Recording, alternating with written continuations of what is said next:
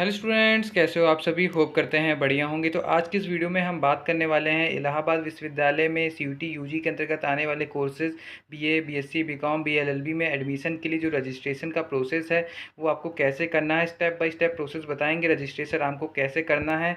ठीक है, तो जैसे कि आज हम आपको बता रहे हैं कि कैसे रजिस्ट्रेशन करना, तो आप आज ही मत रजिस्ट्रेशन कर लीजिएगा, एक दो दिन रुक के करिएगा, क्योंकि वेबसाइट अभी बहुत ज़्यादा स्लो होगी, क्योंकि बहुत ज़्यादा लोग एक साथ इस पर अभी टूट पड़ेंगे। ठीक है, तो आप अभी मत करिएगा, एक दो दिन बाद करिएगा, क्योंकि लास्ट डे जो रजिस्ट्रेशन करने की है वो 28 तारीख है। तो आपके पास सफिशिएंट टाइम है रजिस्ट्रेशन करने के लिए, तो आज मत करिएगा, एक दो दिन बाद ही करिएगा। आज तो आप जान लीजिए कैसे आपको रजिस्ट्रेशन करना है। ठीक है, पूरी जानकारी ले लीजिए और क्या क्या डॉक्यूमेंट लगेंगे रजिस्ट्रेशन के लिए उसके ऊपर ऑलरेडी एक वीडियो हमने बना दी है, उसे आप जाके देख लीजिएगा, उसमें आपको डॉक्यूमेंट पता चल जाएंगे, उसके बाद ही आप रजिस्ट्रेशन करिएगा। ठीक है, तो चलिए देर ना करते हुए वीडियो उसको शुरू करते हैं। उससे पहले अगर चैनल पर पहली बार आए हैं तो चैनल को जरूर से सब्सक्राइब कर लीजिएगा एंड बेल आइकन भी प्रेस कर लीजिएगा, जिससे आगे आने वाली हर कट ऑफ या काउंसलिंग से रिलेटेड सारी अपडेट सबसे पहले आप तक पहुंचती रहे, या कोई भी अपडेट आए तो वो आपसे मिस ना हो। ठीक है, तो चलिए वीडियो शुरू करते हैं। सबसे पहले हम गूगल पे आ गए हैं। गूगल पे आने के बाद हम यहाँ यूनिवर्सिटी ऑफ इलाहाबाद सर्च करेंगे। यूनिवर्सिटी ऑफ इलाहाबाद जैसे ही आप सर्च करेंगे तो देखिए नीचे आते ही यहाँ आपको सीयूटी यूजी एडमिशन का दिख जाएगा। ठीक है, आप अंदर से भी लिंक जाके खोल सकते हैं, लेकिन आपको जब बाहर ही मिल रहा है तो अंदर जाने की जरूरत है। तो यहाँ हम सीयूटी यूजी एडमिशन 2023 पे क्लिक कर देते हैं। जैसे ही हम इस पर क्लिक करेंगे हम सीयूटी यूजी के लिए वेबसाइट पे आ गए। ठीक है, तो यहाँ देखिए आपको नीचे जब आएंगे आप यहाँ पर, तो यहाँ आपको दिखेगा सीयूटी यूजी 2023 रजिस्ट्रेशन लिंक। तो यहाँ पे आपको क्लिक टू विजिट कर देना है। जैसे ही आप इस लिंक पे क्लिक करेंगे आप एक नए पोर्टल पर आ जाएंगे यहाँ पर। ठीक है, यहाँ पर आपको लिंक दिखेगी रजिस्टर की। ठीक है, पहले आप ये इंस्ट्रक्शन, इंपॉर्टेंट इंस्ट्रक्शन पढ़ लीजिएगा, जिसे हमने टेलीग्राम पर भी डाल रखा था कल ही, इसलिए कि आप उसे पढ़ लें। ठीक है, और बाकी आपको यहाँ सबसे पहले आके यहाँ रजिस्टर करना है। रजिस्टर पे जैसे ही आप क्लिक करेंगे, रजिस्टर पे क्लिक करने के बाद यहाँ पे ऊपर साफ दिया गया है जो आपने एनटीए में फॉर्म सीयूटी यूजी का फॉर्म भरते समय एनटीए की वेबसाइट पे जो डाटा अपलोड किया है सेम डाटा आपको यहाँ पे डालना है। अदरवाइज आप कोई दूसरा डाटा डालेंगे, अलग डाटा डालेंगे तो आपका रजिस्ट्रेशन रद्द भी हो सकता है। ठीक है, तो आइए पूरा डिटेल में बताते हैं।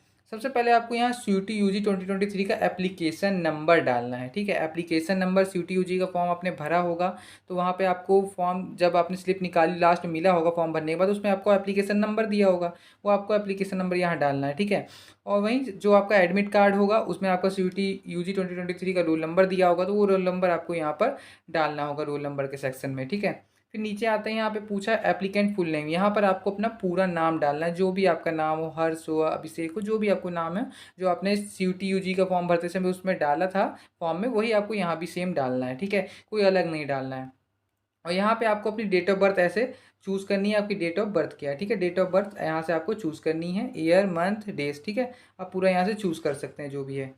और उसके बाद आपको यहाँ चूज़ करना है जेंडर, आपका जेंडर क्या है, मेल है कि फीमेल है, वो जेंडर आपको यहाँ पे चूज़ करना है। ठीक है, फिर यहाँ पर आपको अपनी ईमेल आईडी डालनी है। ईमेल आईडी जो भी आपने अगर सीयूटीजी फॉर्म में डाली होगी, या आपके पास कोई नई ईमेल आईडी हो तो वो आप डाल सकते हैं। ठीक है, और मोबाइल नंबर आपको डालना है जो आपके पास आगे विश्वविद्यालय में आप देना चाहते हो, आगे काउंसलिंग के टाइम भी वही नंबर काम आए। ठीक है, तो वही नंबर डालिएगा जो आपका नंबर चालू हो। ठीक है, जिस पर ओटीपी आ सके वही नंबर आपको यहाँ पे मोबाइल नंबर डालना है। ठीक है, और जो आगे भी आपके काम आए काउंसलिंग के टाइम, तो वही मोबाइल नंबर आप यहाँ डालिएगा। फादर नेम एकदम सही सही डालिएगा जो आपके सीयूटी यूजी के फॉर्म में आपने डाल रखा है।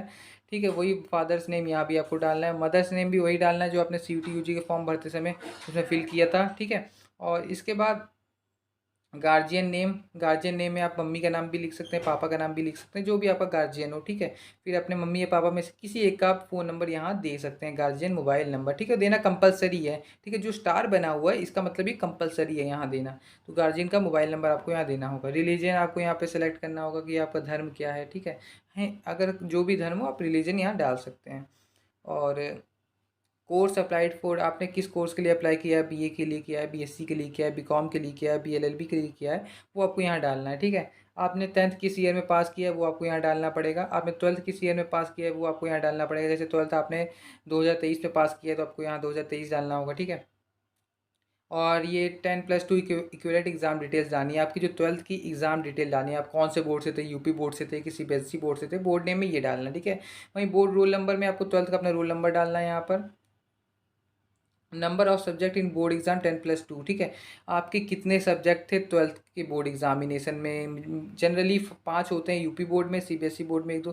ठीक है, तो आपको जितने भी सब्जेक्ट थे उनका नंबर यहाँ डालना है।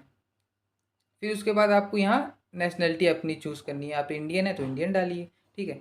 और मदर टंग में आपकी मातृभाषा क्या है, हिंदी है तो आप हिंदी डालिए मदर टंग आपकी। वहीं फिर इसके बाद ऑप्शन आता है आधार नंबर का। तो आधार नंबर आप सभी के पास आधार कार्ड तो होगा ही, तो वहाँ पे आपको अपना आधार नंबर यहाँ पर आपको डालना होगा, आधार नंबर, ठीक है।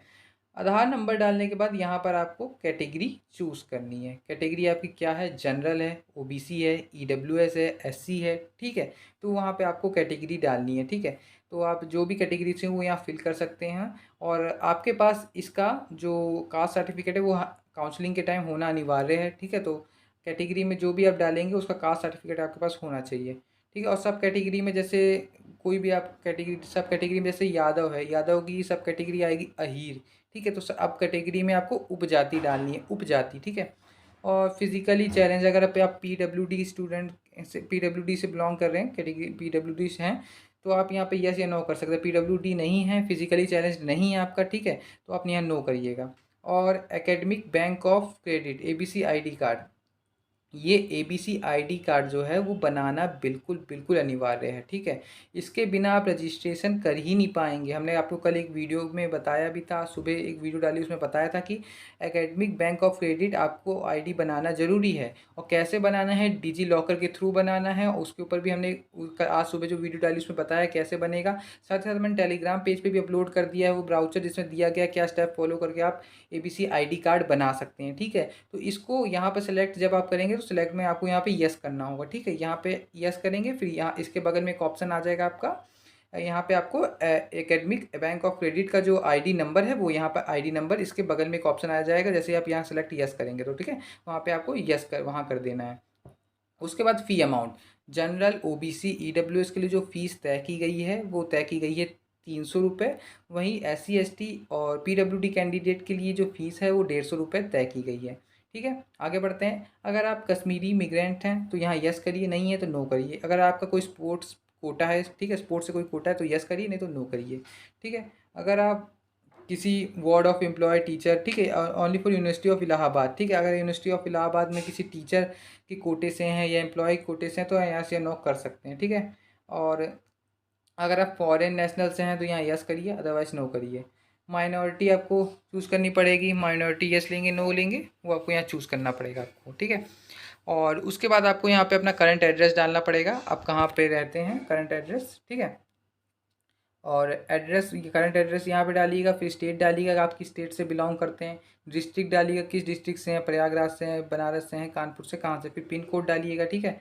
फिर उसके बाद अगर आपका परमानेंट एड्रेस सेम होगा तो यहाँ सेम एज परमानेंट एड्रेस कर दीजिएगा, तो वो सेम नीचे भी फिलअप हो जाएगा, ठीक है। अगर अलग है परमानेंट एड्रेस और करंट एड्रेस तो फिर दोनों में अलग आपको फिल करना पड़ेगा, ठीक है। अगर सेम है तो ऊपर करंट एड्रेस डालिएगा, फिर सेम एज करंट एड्रेस में क्लिक कर दीजिएगा तो दोनों में वो सेलेक्ट हो जाएगा, ठीक है। उसके बाद यहाँ पर आपको क्लिक कर देना है कि हमने सभी इंस्ट्रक्शन सही से पढ़ लिए हैं, सही से फॉर्म भर दिया है, ठीक है।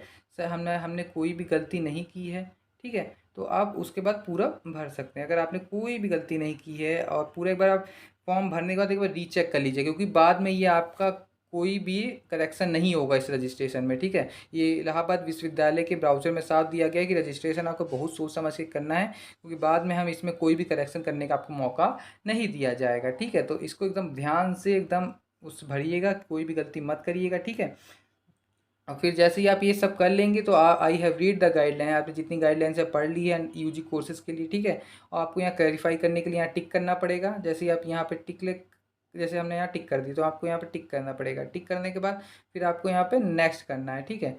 नेक्स्ट आप तब कर पाएंगे जब आप पूरा फॉर्म भर देंगे। फॉर्म पूरा भर जाएगा, आपने चेक कर लिया कि सही है, आपने यहाँ गाइडलाइन भी क्लिक कर दिया सही है, उसके बाद आप नेक्स्ट कर देंगे। नेक्स्ट करने के बाद आपका आएगा फीस पेमेंट का ऑप्शन आएगा, ठीक है। फीस पेमेंट का ऑप्शन आएगा।